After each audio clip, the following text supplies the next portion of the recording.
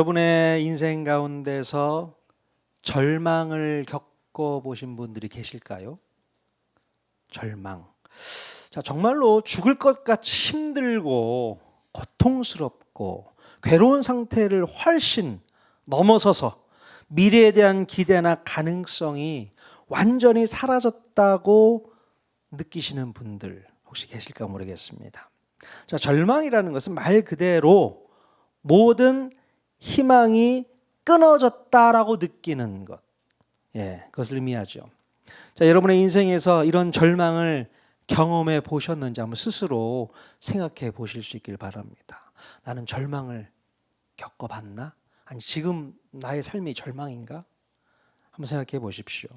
우리가 지난번에는 낙심에 대해서 함께 나누었었잖아요. 그렇다면 낙심과 이 절망의 차이는 무엇일까요? 낙심과 절망의 차이. 자, 낙심은 원치 않았던 일들이 발생함으로써 우리 마음이 지치고 또 다시 일어서고자 하는 의욕을 상실한 상태를 말할 수 있습니다. 자, 반면에 절망이란 더 심각한 상황 속에서 더 이상 희망을 가질 수 없는 그런 상태를 말한다고 볼 수 있습니다. 그러니까 죽음에 가까운 침체 상태를 의미한다, 이렇게 볼 수 있어요. 좀 더 쉽게 설명하면 우리 그리스도인들이 이 두 감정을 느끼게 되었다면 낙심은 하나님이 여전히 계시다고 느끼지만 힘을 내기가 쉽지 않은 상태라고 볼 수 있고요. 절망은 바로 하나님이 더 이상 역사하지 않으신다고 느끼는 상태를 말한다고 볼 수 있습니다. 그러니까 하나님이 안 계신다고 생각할 정도로 길이 보이지 않는 것을 절망이라고 생각을 합니다. 자, 예를 들어 보면 오랫동안 준비해 왔던 그런 시험에서 떨어지게 되었다고 한번 생각해 보십시오. 여기서 다시 도전할 마음이 생기지 않고 또 그럴 힘도 없을 때가 있습니다. 이것이 바로 낙심인 것이죠. 아, 지금까지 준비해 왔던 것 또다시 이걸 시작해야 되나? 이 생각하면 낙심이 되잖아요. 야, 그럴 힘이 없다. 다시 도전할 힘이 없어. 그런 마음이 생기질 않아. 이게 바로 낙심인 것입니다. 자, 그래도 다시 힘을 내어서 도전할 수 있는 기회가 있다면 이것은 낙심 상황이라고 볼 수 있는 것이죠. 그래도 다시 도전할 수 있는 기회가 있다? 가능하다는 겁니다. 낙심이 되었던 것이죠. 자, 반면에 이런 경우도 있습니다. 병원에서도 손 쓸 수 없을 정도로 건강이 악화되어서 사망 선고를 받게 되었다면 이 상황은 절망이라고 볼 수 있겠죠. 절망이죠. 더 이상 내가 살 소망이 없는 건가? 병원에서도 날 포기하고 이제 안 오셔도 된다라고 얘기하면 병원에서는 할 게 없습니다. 야, 이것처럼 절망이 없을 것 같습니다. 여러분, 낙심과 절망의 차이를 이해하실 수 있겠어요? 낙심은 그래도 힘만 내면 다시 회복 가능하다는 거죠. 근데 절망은 더 이상 힘을 낼 수 없는 상황. 그렇게 차이를 우리가 이해할 수 있을 것 같습니다. 자, 여러분, 그렇다면 왜 사람들은, 특별히 하나님 알지 못하는 세상 사람들은 절망이라는 것을 하게 될까요? 자, 이 절망의 원인이 뭘까? 왜 절망할까요? 자, 가장 근본적인 절망의 뿌리는 하나님과의 관계 단절 때문에 생기게 됩니다. 자, 에베소서 2장 12절 말씀 같이 한번 읽어보겠습니다. 시작. 그때 너희는 그리스도 밖에 있었고 이스라엘 나라 밖의 사람이라. 약속의 언약들에 대하여는 외인이요 세상에서 소망이 없고 하나님도 없는 자이더니. 네, 하나님이 없는 사람들에게는 어쩔 수 없이 절망이 찾아올 수밖에 없다는 거예요. 소망이 없고 하나님도 없다는 겁니다. 이게 절망이죠. 그래서 사람들이 절망하게 되는 한 4가지 정도의 이유를 한번 살펴봤습니다. 어떤 이유가 있을까? 첫 번째로요, 바로 삶의 목적을 잃었기 때문에 절망할 수밖에 없습니다. 삶의 목적을 잃어버렸다는 것이죠. 이것을 존재적 절망이라고 합니다. 하나님을 떠난 사람은 어둠 속에서 헤매는 것과 같은 거예요.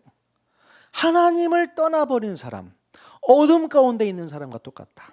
자, 욥기 12장 25절 같이 한번 읽어보겠습니다. 시작. 빛 없이 캄캄한 데를 더듬게 하시며 취한 사람같이 비틀거리게 하시느니라. 네, 절망한 사람의 모습일 것 같습니다. 빛이 없어요.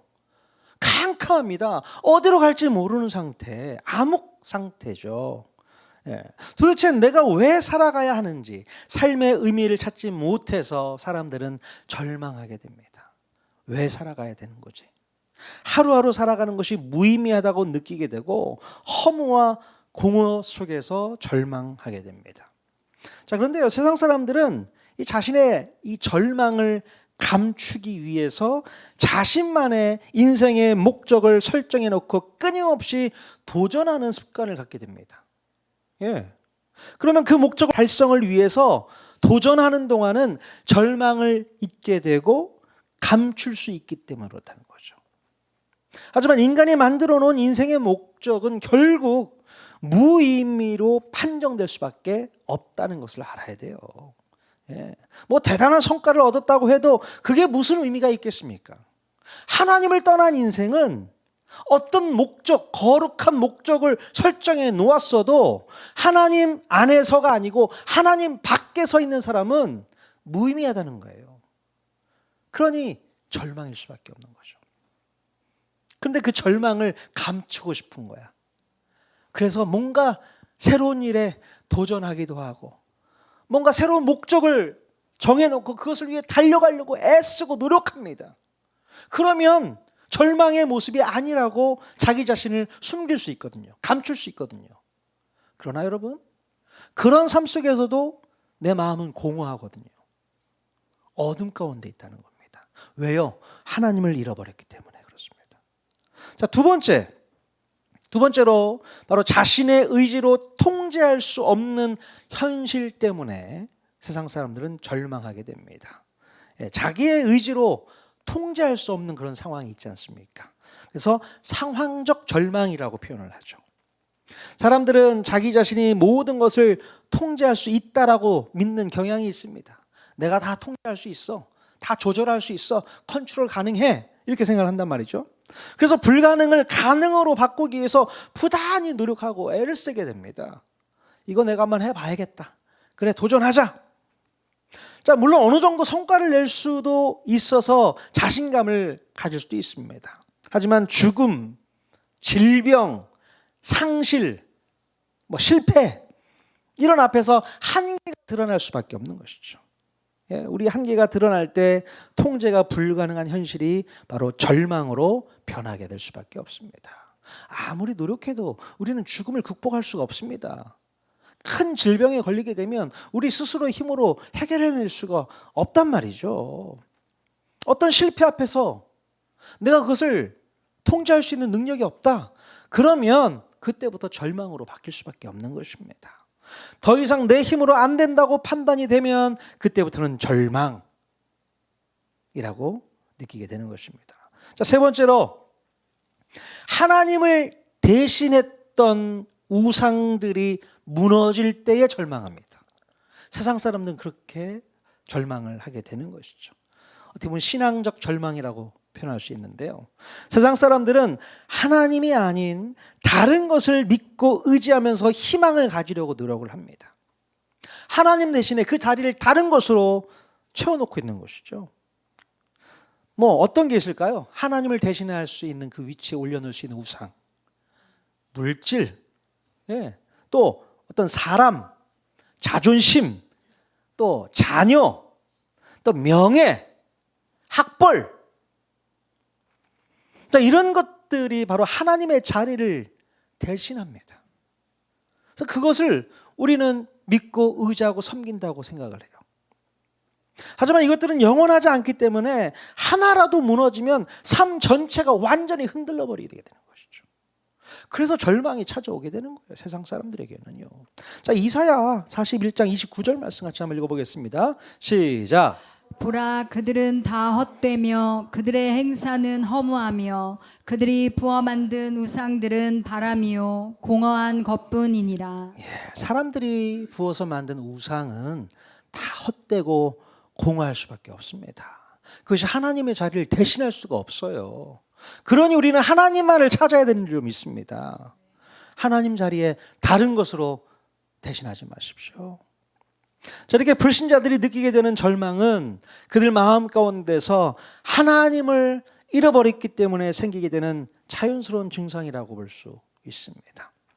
자, 이들의 절망은 하나님이 없이는 절대로 회복할 수 없습니다. 자, 그러므로 하나님이 없는 절망은 이게 진짜 절망인 것이죠. 하나님이 없다?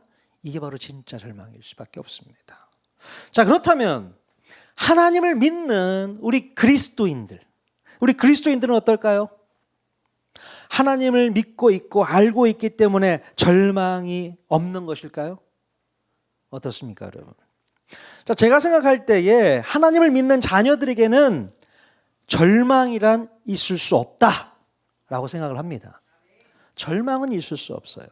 물론 절망의 상황은 있을 수 있지만 그것이 진짜 절망을 가져다 주지는 않습니다. 아까 진짜 절망은 뭐라고 했어요? 하나님이 없는 상태가 진짜 절망이거든요. 근데 우리 그리스도인들은 내 안에 예수님이 살아계시기 때문에 절망적 상황은 있을 수 있으나 진짜 절망은 경험하지 않아도 된다는 것입니다. 자, 우리 그리스도인들은요, 그럼에도 불구하고 죄의 본성은 갖고 있잖아요. 누구나 다. 그래서 그 죄의 본성을 가지고 있는 것 때문에 절망적인 순간을 경험할 수는 있을 것 같아요. 이게 바로 절망이라고 얘기하는 건가 할 정도로. 자, 그렇다면 우리 그리스도인들이 절망의 순간을 경험하게 되는 이유는 무엇일까요?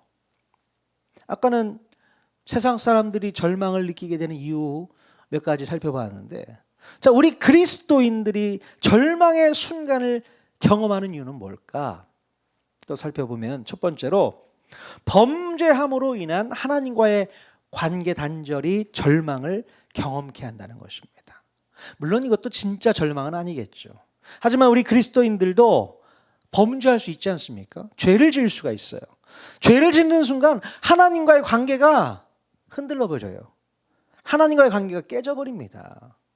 저도 마찬가지예요. 목사라는 직분을 갖고 있어도 범죄하면, 죄를 짓게 되면 하나님과의 관계가 깨져버린단 말이죠. 여러분도 마찬가지입니다. 하나님의 자녀들, 예수 믿고 구원받은 우리들도 범죄하게 되면 하나님과의 관계가 깨지게 됩니다.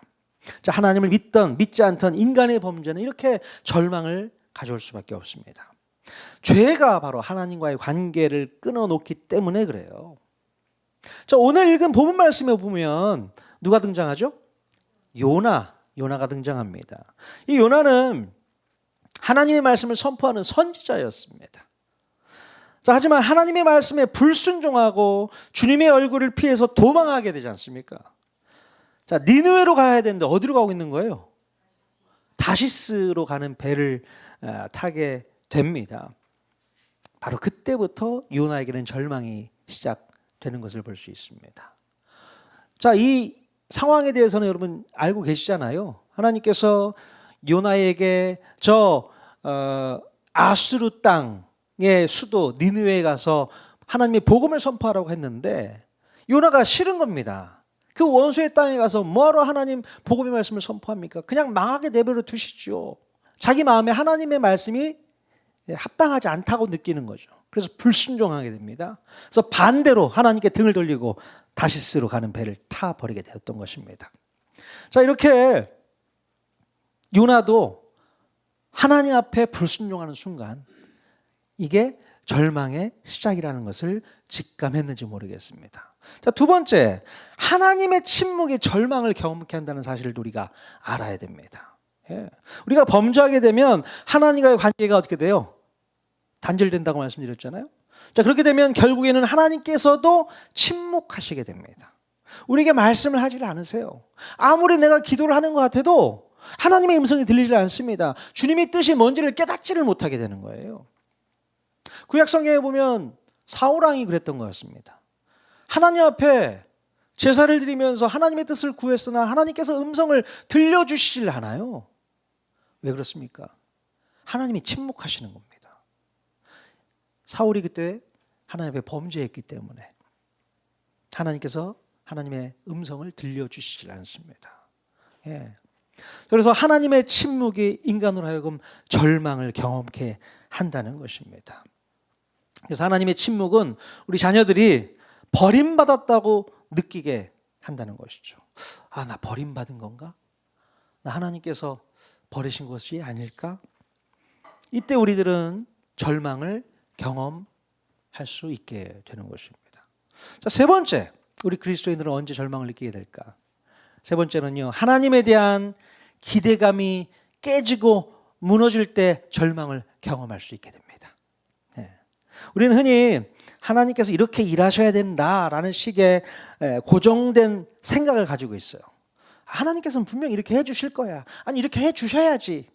자기만의 생각, 자기만의 틀 분명히 있어요. 자, 그런데 이 틀이 깨지게 되면 실망하게 되고 또 낙심하게 되고 절망에까지 이르게 되는 것입니다. 자기가 생각했던 하나님이 아닌 거예요. 아니, 왜 이렇게 하나님이 낯설지? 하나님 분명히 이렇게 해주셨어야 되는 거 아닌가? 이게 맞는 거지. 자기 생각 안에 하나님을 가두어 놓고 생각하다 보면 하나님이 자기 뜻대로 따라오지 않는다라고 느낄 때에 절망감을 느끼게 되는 것이죠.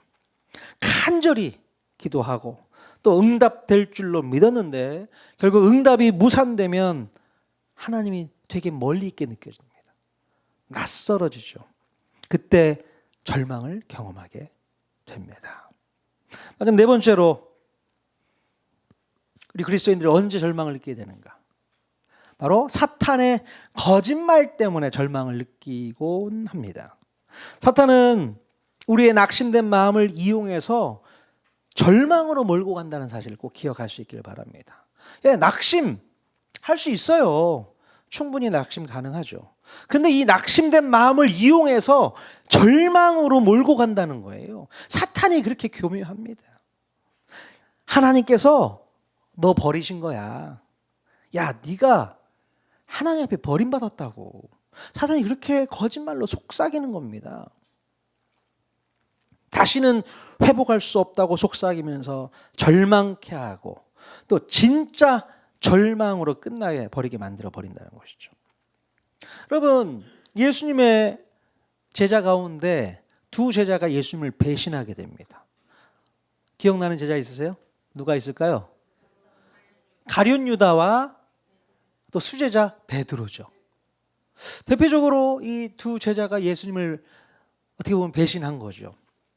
가룟 유다는 예수님을 팔아먹었고 베드로는 예수님을 모른다고 부인했고 이 두 제자가 예수님을 배신한 사실에 절망감을 느끼게 됩니다. 베드로요, 닭 우는 소리를 딱 들었을 때 절망하면서 울어버립니다. 통곡하면서 울어요. 그리고 가룟 유다는 마찬가지죠. 예수님을 팔아먹고 나서 어떻게 돼요? 마음에 절망을 느끼게 되죠. 죄책을 느끼게 됩니다. 자, 그런데 이 두 제자의 마지막 결과는 달라요. 어떻게 다릅니까?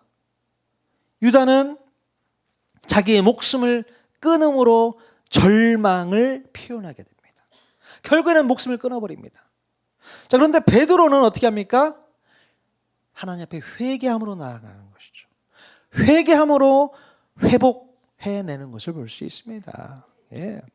여러분, 사탄이요, 늘 우리를 절망으로 몰고 가려고 호시탐탐 노리고 있다는 사실을 꼭 기억하시길 바랍니다. 좌절케 하고 절망으로 몰고 가요. 그게 사탄입니다. 사탄에게 속지 마셔야 됩니다. 베드로처럼 다시 회복할 수 있는 기회가 있단 말이에요. 우리 주님은 늘 찾아오기만을 기다리고 있어요. 걱정하지 마. 내가 너 사랑해. 언제든지 돌아와. 그게 바로 우리 예수님 말씀 아니겠습니까? 근데 유다는 그거를 몰라요. 사단이 아마도 그 마음 가운데 절망의 마음을 심어줬을 겁니다. 야, 네가 예수 팔아놓고서 무슨 예수의 제자라고 할 수 있겠어? 그냥 끝내자. 그런 마음 가운데 자기 목숨을 끊어버리는 절망, 진짜 절망이죠 이거는. 그것을 경험하고 생을 마감하는 것을 볼 수 있죠. 자, 그렇다면 우리 그리스도인들은요, 이 절망 상황에서 어떻게 회복할 수 있겠냐? 회복해야 되지 않겠습니까? 물론 진짜 절망은 아니지만 절망적 상황, 이 상황에서 우리 마음을 회복할 수 있는 방법은 뭐가 있는가? 오늘 본문 말씀에 보면 요나의 모습을 통해서 우리가 한번 살펴보도록 하겠습니다. 자, 요나 아까도 말씀드렸지만 하나님 말씀에 불순종해서 다시스로 가는 배를 탔다가 바다에 큰 풍랑을 만나게 되고 제비에 뽑혀서 바다로 던져지게 되는 그런 스토리를 여러분 잘 알고 계시잖아요. 예. 자, 요나는 큰 물고기 뱃속에서 목숨만 붙어 있는 상황이 되어버렸습니다. 생각을 한번 해보십시오. 여러분이 바다에 던져졌는데 큰 물고기가 여러분을 한 번에 확 먹어버렸어. 그런데 다행히 목숨은 붙어 있네. 어떤 상황이 벌어졌을까요? 물고기 뱃속이 일단은 빛이 있어요, 없어요? 빛이 없습니다. 어둡습니다. 또 축축해요. 예? 물기가 얼마나 많이 있겠습니까? 또 얼마나 냄새가 나겠습니까? 냄새 나죠. 그 좁은 물고기의 뱃속은 절망의 상징이었을 겁니다. 야, 이런 절망이 없다. 이제 시간 문제구나. 나는 끝났구나. 이런 생각 하지 않았겠어요? 자기 힘으로는 아무것도 할 수 없는 완전한 절망의 자리가 바로 이 요나가 들어있는 물고기 뱃속이었을 것입니다. 누가 보더라도 요나에게는 아무런 소망도 없었고 결국 죽을 수밖에 없는 절망적 상황이었던 것입니다. 깊은 바닷속, 또 그 속에 또 물고기 뱃속에 있는 그 상황, 요나의 상황을 한번 상상해 보시기 바랍니다. 자, 그런데 놀랍게도 이 절망적 상황에서 요나의 회복은 그 자리에서부터 시작되는 것을 볼 수 있게 됩니다. 자, 요나서 2장 2절 말씀 같이 한번 읽어보겠습니다. 시작. 내가 받는 고난으로 말미암아 여호와께 불러 아뢰었더니 주께서 내게 대답하셨고. 네, 요나는 이 절망의 자리에서 여호와 하나님을 부르게 됩니다. 부르짖게 되는 거예요. 요나는 잠시 하나님께 등을 돌렸었지만 이 절망의 순간에 깨닫게 됩니다. 뭘 깨달았을까요? 하나님 외에는 나를 구원할 분이 없다라는 사실을 깨닫게 됩니다. 예. 그래서 이 절박한 심정으로 하나님을 찾기 위해서 부르짖는 요나의 모습을 볼 수 있게 되는 것이죠. 예. 그러면서 요나는 놀라운 고백을 하게 됩니다. 자, 3절 말씀도 같이 보겠습니다. 시작. 주께서 나를 깊음 속 바다 가운데 던지셨으므로 큰 물이 나를 둘렀고 주의 파도와 큰 물결이 다 내 위에 넘쳤나이다. 네. 자, 요나는요, 자신이 바다에 던져진 것을 단순한 사고로 바라보지 않았습니다. 하나님의 손 안에서 벌어진 하나님께서 만들어내신 섭리라고 고백하고 있었던 거예요. 바다 가운데에 던지셨으므로. 누가 던졌다는 거예요? 사람들이 날 던졌다는 겁니까? 아니요. 하나님이 던져버렸다고 얘기를 하는 겁니다. 여러분, 이 고백이 너무나도 중요한 이유가 있는데 이 바로 절망의 이유를 인간이 아닌 바로 하나님께 돌릴 때에 비로소 그 절망 속에서도 믿음이 작동할 수 있게 된다는 것입니다. 사람 때문에 절망이 오는 것이 아니라 이 상황은 하나님께서 만들어주신 이 상황이야. 예, 그것을 깨달아야 되는 겁니다. 내가 지금 겪고 있는 이 상황은 우연히 만들어진 상황이 아니야. 내가 재수가 없어서 만들어진 상황이 아니고 바로 하나님께서 계획하시고 섭리하시고 이끄셔서 내가 여기까지 오게 된 거야. 그거를 인식하는 게 필요하다는 겁니다.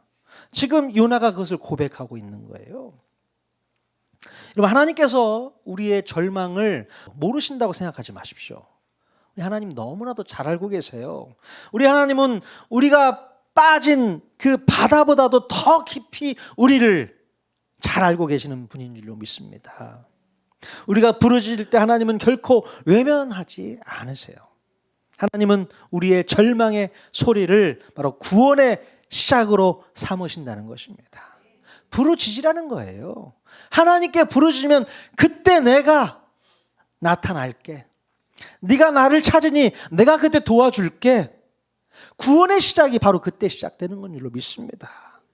어쩌면 하나님께서 우리를 구원하시기 위해서 오히려 절망의 깊은 수렁으로 빠뜨리는 것이 아닌가 싶어요. 그게 하나님의 일하시는 방법 같습니다. 절망을 주지 않으니 네가 나를 찾지 않는구나. 절망을 경험하지 않으니 네가 나에게 돌아오지 않는구나. 그러니 어떻게 해요? 내가 너에게 절망을 줄 수밖에. 절망을 선물해 주신 것 같습니다. 바로 그때 하나님, 제가 잘못했습니다. 저를 용서해 주십시오. 주님, 저를 이끌어 주십시오. 주님께서 이 모든 것들을 이끄신 것을 제가 믿습니다. 그 믿음을 가지고 나아온다면 하나님께서는 그때부터 구원을 시작해 주실 줄 믿습니다. 자, 드디어 하나님께서는요, 절망에 빠져 있는 요나를 회복하시게 됩니다. 자, 요나서 2장 6절 말씀 같이 한번 읽어보겠습니다. 시작. 내가 산의 뿌리까지 내려갔사오며 땅이 그 빗장으로 나를 오래도록 막았사오나 나의 하나님 여호와여, 주께서 내 생명을 구덩이에서 건지셨나이다. 예. 요나는요, 육신적으로는 여전히 물고기 뱃속에 머물러 있었지만 그의 영혼은 이미 하나님께 끌어올려지고 있었던 것입니다. 당장 상황과 환경은 바뀌진 않았어요. 물고기 뱃속에 그대로 있습니다. 하지만 하나님께서는 요나의 마음을 건져주신 겁니다. 구덩이에서 건지셨나이다. 자, 이제 요나는 이 바다 한가운데서도 하나님의 임재를 간절히 사모하는 마음을 갖게 됩니다. 자, 우리 요나서 2장 4절 말씀 같이 또 읽겠습니다. 시작. 내가 말하기를 내가 주의 목전에서 쫓겨났을지라도 다시 주의 성전을 바라보겠다 하였나이다. 네, 요나는 이제 주의 성전을 바라보겠다고 선언합니다. 하나님의 낯을 피해서 등을 돌려 도망했던 요나가 이제 주의 성전을 바라보겠다는 거예요. 네? 하나님의 임재를 간절히 사모하는 요나의 진심을 보게 됩니다. 자, 요나는 자신의 환경과 상황을 바라보는 것이 아니라 주님의 성전을 이제 바라보겠다라고 선언합니다. 자, 이렇게 시선의 전환이 일어날 때에 영적인 회복이 시작되는 줄로 믿습니다. 시선의 전환이 있어야 돼요. 근데 여전히 나의 환경과 나의 상황, 이것에 나의 시선이 머물고 있으면 회복이 되질 않아요. 내가 바라봐야 될 것은 오직 하나님밖에 없는 줄로 믿습니다. 주의 성전을 바라보겠나이다. 그 믿음이 우리에게도 있어야 되는 거예요. 나의 환경과 상황 앞에서 좌절하고 절망하지 말고 하나님을 바라보겠다.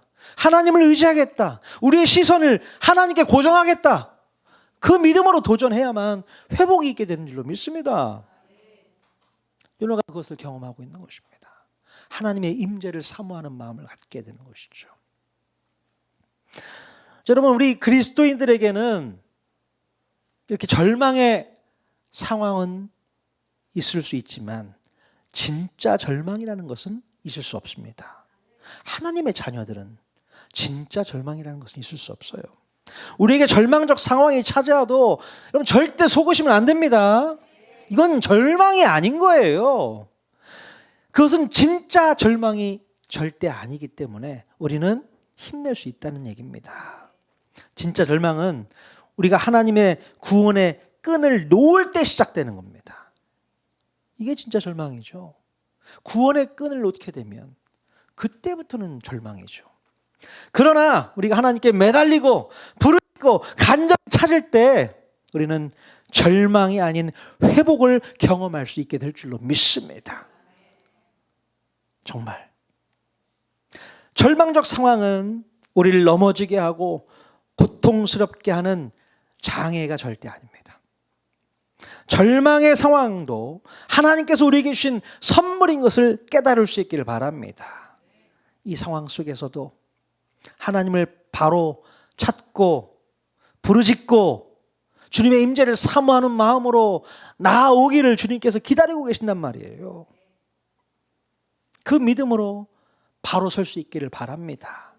우리 그리스도인들은 절망은 없습니다. 물론 절망의 상황이 똑같이 찾아올 수는 있어요. 그러나 이겨내셔야죠. 이기라고 주시는 겁니다. 이겨내라. 극복해내라. 내가 너와 함께하고 있다. 두려워하지 마라. 염려하지 마라. 보라. 하나님의 구원을. 오늘 찬양 불렀었는데 기억하십니까? 보라. 하나님의 능력을. 그 믿음으로 도전하십시오. 나는 지금 괜찮아. 아무 일 없어. 평안해. 여러분 살면서 절망적 상황은 올 수 있어요. 누구한테도 올 수 있습니다. 이건 절망이구나. 난 끝이구나. 난 죽는 거구나. 그런 상황이 찾아온다 할지라도 꼭 기억하십시오. 절망은 아닙니다. 그 속에서 주님을 바라볼 수 있어야 되는 겁니다. 하나님을 찾지 못하면 그게 절망인 거죠. 하나님을 잃어버리면 그게 절망입니다. 절대 구원의 끈을 놓지 마시고 주님 바라보고 하나님의 임재를 사모하는 마음으로 도전하는 저와 여러분 모두가 다 될 수 있기를 주님의 이름으로 간절히 축원드립니다. 아멘.